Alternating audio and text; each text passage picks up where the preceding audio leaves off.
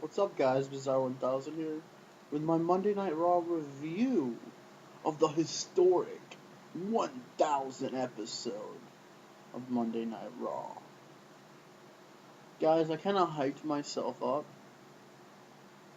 for this Raw. I overhyped myself, thinking this is going to be the best Raw I've ever seen. It was going to be awesome. It was going to be better than Raw Homecoming. I mean, it was going to be epic. It was still epic. It was still a very good Raw, but it was nowhere near as good as Raw Homecoming. But we start off with a completely new intro, and if you noticed throughout the show, you could see the new Raw logo, which I kind of liked it, which I wish they would have focused more of. I was like, okay. I wish they would have focused more of it and showed you like, whoa, here is our new Raw. I wish instead of the WE sign, they would just put in the middle of the screen, they would just put Raw, like right in the bottom of the screen, like you see on most Extremes reviews. They'll have Raw review on the bottom of the screen, which if I could do that, I would. It's freaking awesome. But yeah, I kind of like that. Um, yeah, we start off with some intros. They show like old moments from January 11th, 1999, all the way to today. You see some yes moments. You see some Stone Cold epic moments throughout wrestling. I mean, I remember Kai and Tai when they had Val Venus in the ring. He's like, "We cut you off your pee pee." That was the funniest things ever. Yeah, and then we have Vince McMahon open the show. Vincent Kennedy McMahon, the creator of Monday Night, the guy who created Monday Night Raw was his vision. Comes out and says, everyone's like, "Thank you, Vince. Thank you, Vince." He comes out and says, "Welcome to Monday Night Raw." Not really good at that. But he would introduce Degeneration X. He says Degeneration X, which kind of threw me because Vince McMahon has never called them Degeneration X. Unless I'm mistaken, but to my knowledge, he has always said when they were feuding, when DX and McMahon are feuding, he always says DX, DX, DX, that damn DX, that damn DX. I hate DX. They called them Degeneration X. And they were only called Degeneration X when it was Triple H, X Pac, and the Outlaws in China. I mean, that's when they were called Degeneration X. It was just basically DX when it was Shawn and Triple H. If I could be wrong, if I'm wrong, leave me a comment, let me know if I'm wrong. But we'd open up with Shawn Michaels and Triple H, and they Gary say, "Are you ready?" And then Shawn's like, "Wait a minute, there's something missing. Did there used to be more of us?" Which was freaking epic. I mean, it was just epic. It's like, wait a minute, there's usually more of us. And then they hit it, and they come out with a. They try to reenact like the whole like an army tank thing, which it was just a jeep with a little bazooka on it. And you have like the old school Degeneration X shirts when it was Outlaws on them. I mean, those were freaking vintage shirts back in the day. I forgot all about those shirts, honestly. I did. I was like, whoa. And that was kind of cool. And it says like one night only, which they keep doing this. One night only, one night only. I mean, this is like the second or third time they said this is for one night only. DX is back. I mean, they keep doing this. And Road Dogg grabs the mic, and it was just like took me back to the good old days of wrestling, back when he used to say, "Welcome to the doghouse." I was hoping for that, but he didn't do that. You know, we always kick the shiznit doggy style. He didn't do that, but oh well. I mean, the Click, you see Pac, and Pac did not look too great. I'm sorry, X-Pac did not look that great at all. I mean, Billy still looks pretty good, in good shape. Road Dogg looks okay. I mean, it was really cool to see the entire DX crew on Raw to start off the show. That was to make me like, man, this is going to be an epic show. Like, this is awesome. And then, yeah. Well, you see Road Dogg do his thing, then, if you remember, Road Dogg and Billy Gunn used to do this thing, and if you're not down with Degeneration X, we got two words for you.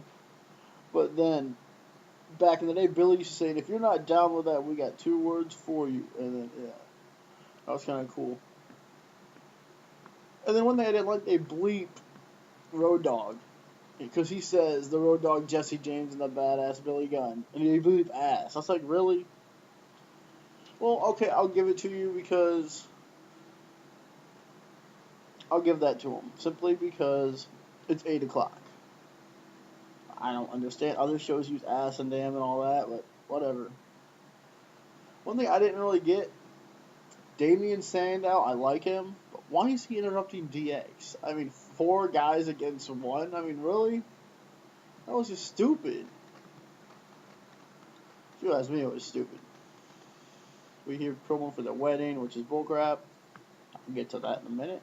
Good old JR comes out for like 2 minutes just to basically say, hey, JR, thanks for everything you did over the years. You know what? Here's a 6-man tag match for 2 minutes you can call. You know, thank you, goodbye, JR. To me, this was kind of like the Super Bowl with Chad Johnson. When he was with the Patriots, they just toss him. Here's a little pass, Chad. There you go. See you later. Have a good day. I mean, that's pretty much what it was. It was like, okay, thanks for coming. See you later, JR. And JR, I mean, do I like the beard? Do I hate the beard? Oh, yeah, the 6-man match, I didn't really say who was in it. My bad. It is Jericho, hashtag heel Ziggler, and Del Rio versus Rey Mysterio and Sin Cara, who sucks, and Sheamus. Which, Sheamus, congrats, you got on the show for 2 minutes. And of course, who wins? Yes, Team Sheamus. Then we kind of go into some funny stuff. Oh, crap, it's tout, not toot, it's tout. And then we gotta hear from the ambassador. I don't know how he's ambassador of the WWE on Skype. Charlie Sheen. Really?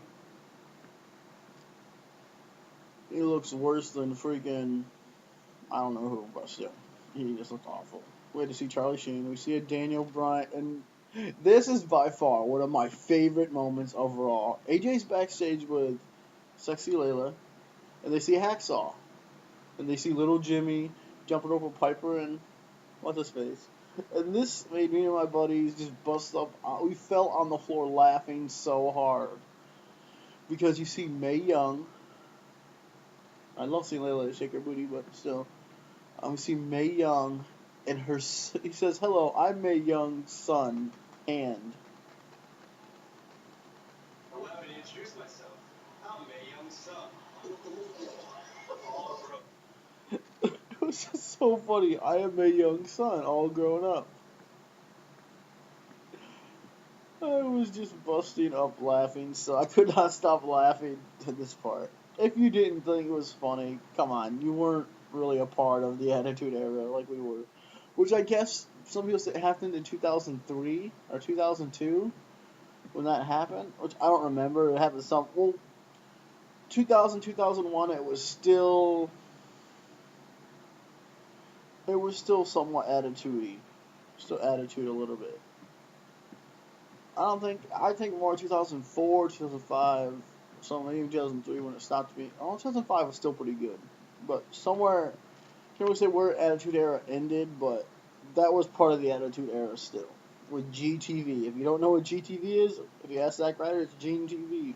But still. He's like, I wasn't even there then.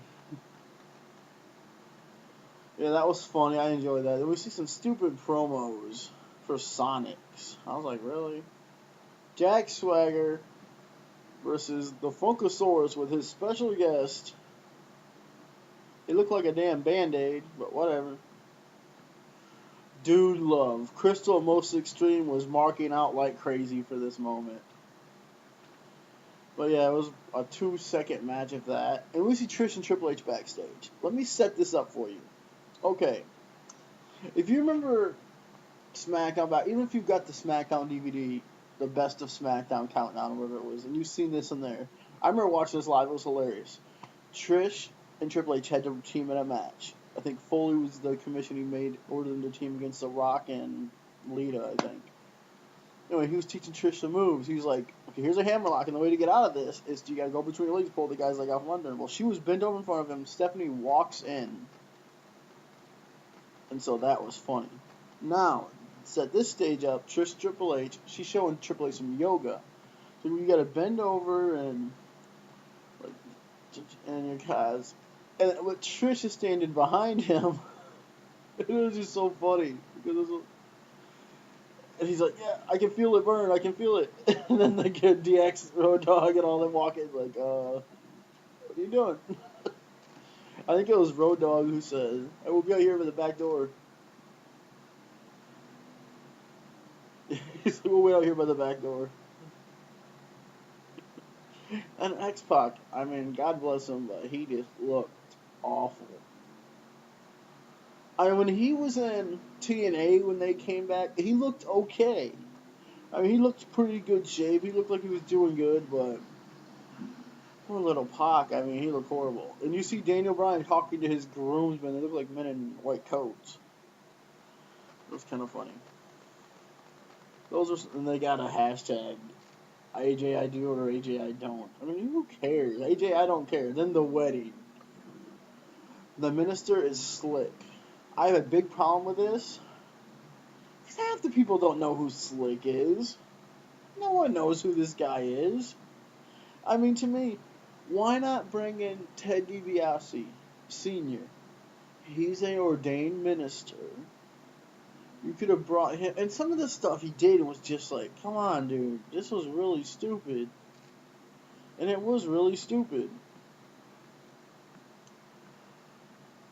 I mean, Daniel Bryan, people might hate him, but he really is starting to get the charisma that people said he didn't have. If you ask me, because he's starting to be more captivating than he ever was when he first started. He is really being taught how to be an entertaining talker. I mean, because he's selling his character so well. And the big announcement, guys, breaking news, breaking news, breaking news. Vince McMahon, that wedding never happened. He just says, I accepted another proposal. Vince McMahon comes out, he's like, whoa, whoa, whoa, whoa, whoa, Daniel, it's not that type of proposal. AJ is your new general manager. When I heard this, I'm like, why? What reason would there be to have AJ even as a GM?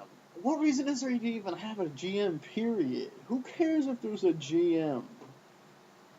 Make it a commissioner. Bring back Commissioner Foley of all things. But you're going to make AJ the GM? What, she's going to be the GM for, what, a couple weeks? She's an active wrestler. And you're going to make active wrestlers GMs running the show? Why not give the fans something they would like to see? Bring back a legend as a GM. I mean, bring Edge, his career. Edge would have been a perfect candidate for the GM. Edge's career just got ended last year. You bring him back. The W Universe loves him. Everyone loves Edge. He has charisma. He's very entertaining. It would have been an interesting dynamic. But again, and now it looks like Daniel Bryan's going to be on SmackDown. Because they showed a SmackDown promo where he'll be a number one contender. So that would be interesting. And who knows, we could see, I'll get to that in a little bit. Freaking Charlie Sheen's gay as hell. But the next segment we see Monk come out. I didn't come out to rub it in your face. So you did just get left at the altar. Then The Rock comes out. It says, Daniel Bryan, CM Punk, blah, blah, blah, you suck, you suck, you suck. I'm going to beat you at the Royal Rumble, here you go. CM Punk's like, no, you're not. I'm going to win the Royal Rumble. I'm going to beat John Cena tonight. I'm going to win the Rumble. If you ask me, Daniel Bryan and The Rock stole this segment. I mean, to see The Rock and Daniel Bryan ring was really cool. I mean, they stole the segment together. I mean, CM Punk just stood back and watched them go back and forth. I was like, you don't interrupt The Rock, the great one? I mean, it was just great. Then Rock gave Daniel a wedding present, which is a rock bottom. And then we see a thing backstage. Oh, no, we get ready to see the IC title match.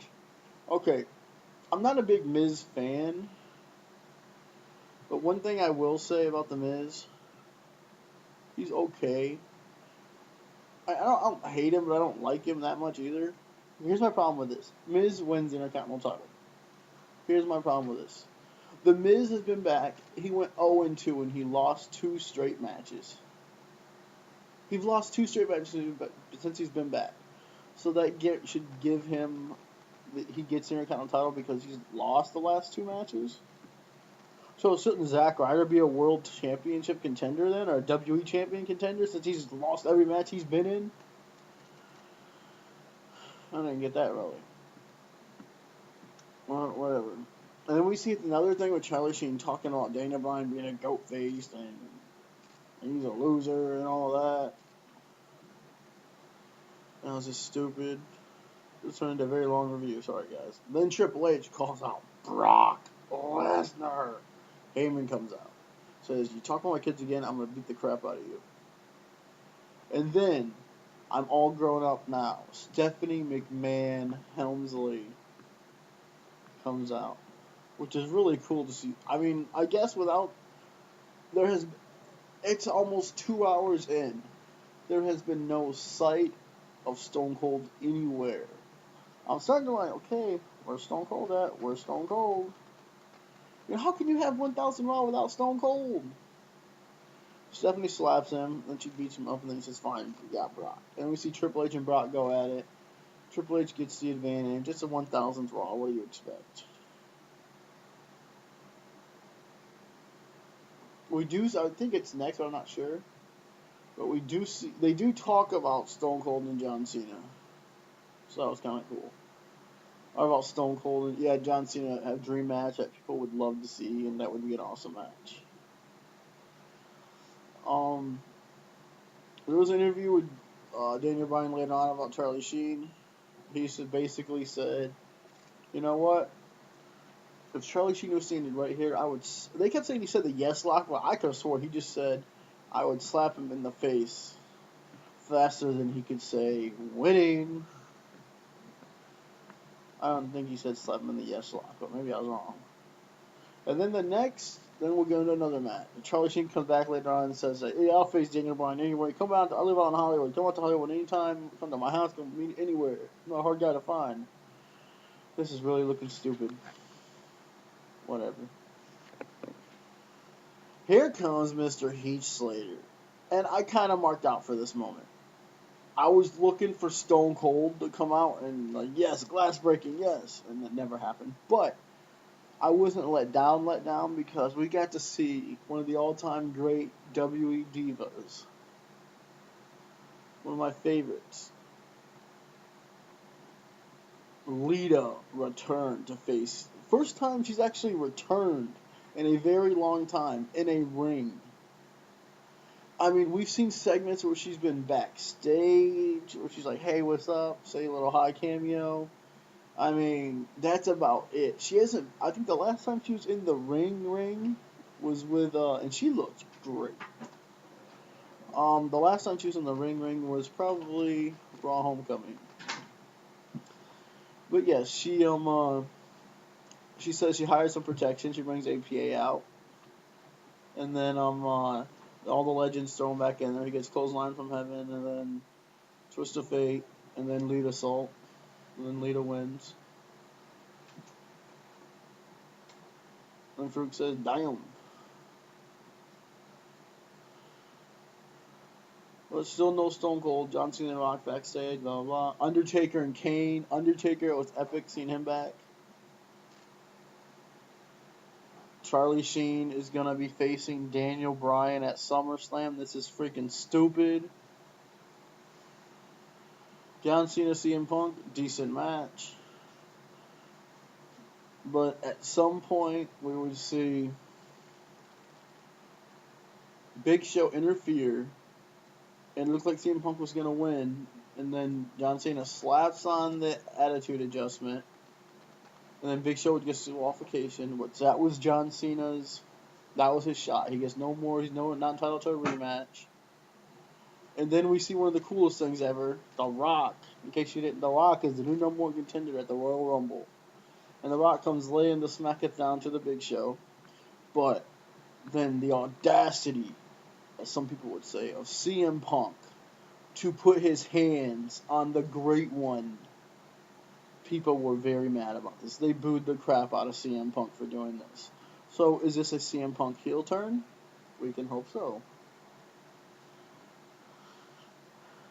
And that would be how they end Monday Night Raw.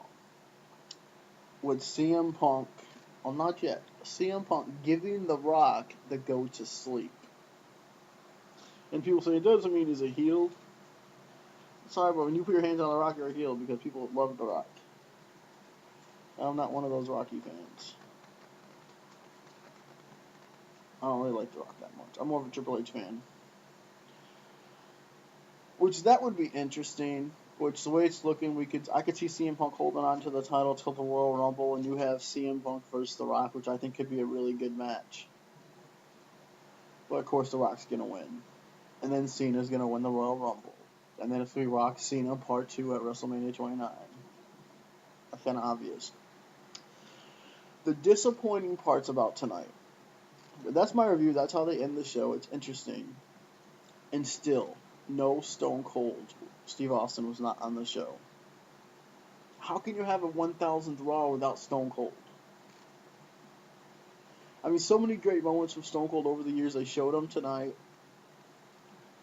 I know Stone Cold's off doing his Redneck Island show, but they couldn't have flew him in to come in for a few minutes to have a in-ring promo. He didn't have to come in and do a stunner to nobody. He could have just came in and just said a couple promos, and that'd be about it. Just talk to the fans and whatever, and then that's it. We could have seen a Vince McMahon thing where he's celebrating. Like, they could have ended it tonight with Vince McMahon and Stephanie and some other people out in the ring celebrating. And he comes out in a beer truck, gives them a beer bath in the show. That'd have been freaking cool. But of course not. Stone Cold should have been there. But that's my Undertaker was freaking. It was epic that Undertaker was on there. That was freaking cool. He hasn't been there since WrestleMania, so that was cool. But yeah, I enjoyed the show. Like I said, it looks like we're gonna have to sit through a Daniel Bryan versus Charlie Sheen at SummerSlam, which I'm not looking forward to that. But guys, have a great afternoon, have a great day, and I'll see you sometime soon.